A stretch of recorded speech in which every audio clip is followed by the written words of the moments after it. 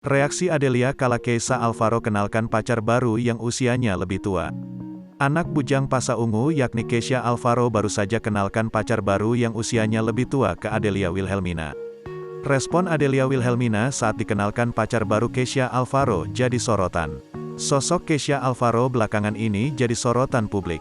Bagaimana tidak, anak bujang Pasha Ungu itu tengah berpacaran dengan wanita yang usianya lebih tua. Sosok wanita tersebut yakni Frisley Herlin. Frisley Herlin sendiri merupakan seorang aktris di tanah air serta mantan kekasih Jordi Onsu. Keisha Alvaro tengah jadi sorotan karena gandeng mesra tangan Frisley Herlin. Banyak netizen menduga ada hubungan istimewa di antara keduanya. Hal ini lantaran beberapa potret yang dibagikannya di Instagram terlihat begitu mesra. Selain bergandengan tangan, Keisha bahkan tak canggung menggendong Frisley. Bahkan, Frisley pun tampak begitu nyaman digendong lelaki yang 5 tahun lebih muda darinya itu. Baru-baru ini, Keisha Alvaro baru saja kenalkan pacar barunya kepada Adelia Wilhelmina. Dalam unggahannya, Adelia Pasha membagikan foto terbarunya bersama Keisha Alvaro serta Frisley Herlin.